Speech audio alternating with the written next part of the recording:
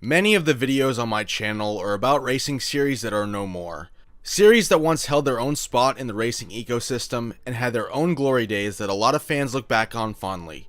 I've talked about Kart, Can-Am, FIA GT, and others.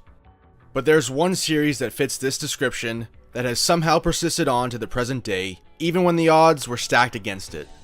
A series that has had one name, but several different eras. I am of course talking about the Trans-Am Series. The Trans-Am Series began in 1966, created by the Sports Car Club of America as a professional road racing championship for production-based sedans. At the time, American road racing was still finding its identity, and Trans-Am was designed to be accessible. It was a far departure from a series like Can-Am, which was meant to be a no-holds-barred showcase of engineers going crazy. Trans-Am, on the other hand, was much different. The rules emphasized cars that looked like what people could buy at dealerships, and the series was split into two classes. One for under 2 liters for smaller imports, and over 2 liters for American V8 muscle cars. From the start, Trans-Am was all about brand rivalry. By the late 1960s, Trans-Am exploded in popularity thanks to manufacturer involvement.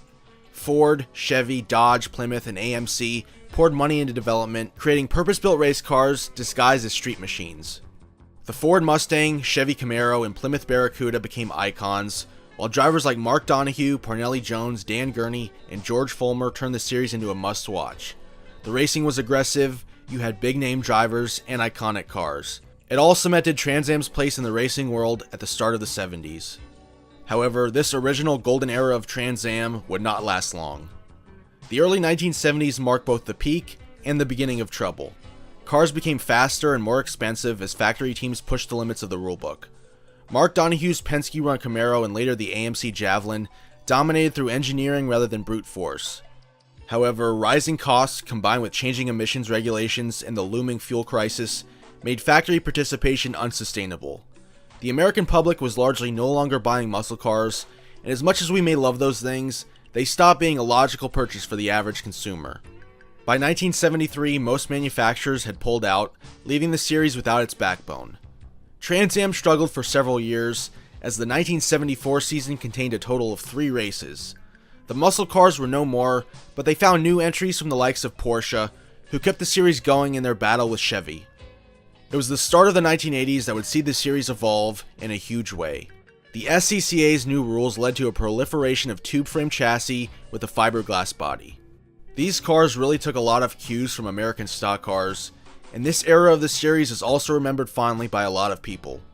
Drivers such as Willie T. Ribbs, Wally Dallenbach Jr., and Elliott Forbes Robinson kept the racing competitive. Trans-Am survived through a combination of factory-backed teams like Roush Racing, and just enough privateer teams, and a loyal group of fans. I could sit here all day and list off the different cars that became synonymous with the series in the 1980s, and there's really too many to list. Overall though, the series was growing and found its niche. It was a great series if you wanted to be a road racer who did short sprint races. Even Paul Newman won a race at Lime Rock in 1986 for Nissan. Audi came in and dominated in 1988, but defected after a year when the rules were changed to ban all-wheel drive. Trans-Am was always an American series, and although foreign manufacturers did compete and win, Detroit's Big Three were the household names in Trans-Am. The 1990s brought a resurgence. The series continued to embrace silhouette-style cars with powerful engines, and thanks to cable networks like ESPN with their Speed World coverage and Speed Vision, more of Trans-Am was seen by the public. This era featured some of the most intense racing in Trans-Am history, with drivers like Tommy Kendall dominating in a factory-backed Ford Mustang. You also had Ron Fellows in his Camaro, Dorsey Schrader, and Scott Pruitt amongst others. For a short time, Trans-Am reclaimed its status as a premier North American road racing series.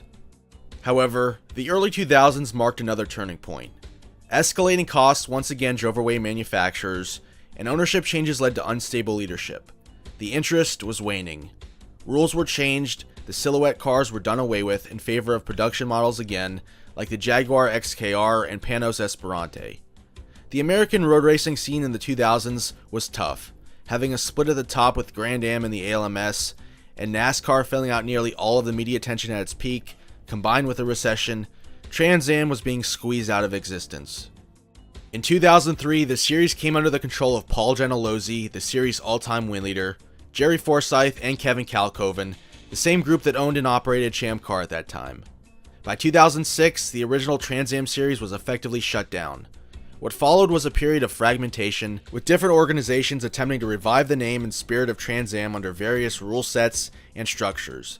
So in some ways, the thumbnail of this video is a little misleading. The series did die for a brief time. But unlike other categories I've done videos on, Trans-Am came roaring back, although it did take a while for the series to gain steam again. In 2009, Trans-Am returned in a more focused form, eventually coming under the control of the Trans-Am Race Company. The modern series emphasizes cost control, driver accessibility, and a return to the visual appeal of classic American race cars. Multiple classes were introduced to allow older cars and newer builds to compete, and while manufacturer involvement remains limited, the series regained consistency and respect within the racing community. I think Trans-Am today is in a much better spot than it has been for some time. In particular, the TA2 class evokes the golden era of Trans-Am in multiple ways. The class is made up of purpose-built silhouette cars designed to look like Mustangs and Camaros. I mean, it doesn't get more Trans-Am than that. I think it says a lot about the health of Trans-Am that Toyota designed their own TA2 car. Granted, it is just a 5-star body with a Camry front and rear clip, and I doubt it costs a lot of money to develop, but it is cool to see a manufacturer take interest in the series. TA2 has become a development home for a lot of the young NASCAR prospects who need road racing experience in a car that's similar to a stock car. I'd say that Trans-Am's latest rebirth sets it up for success moving forward. It has perfectly found its own spot, and the series looks to continue to grow. I'll be fascinated to see how the series progresses over the coming years. It's been a long road to where we are today, and Trans-Am has taken on many different forms.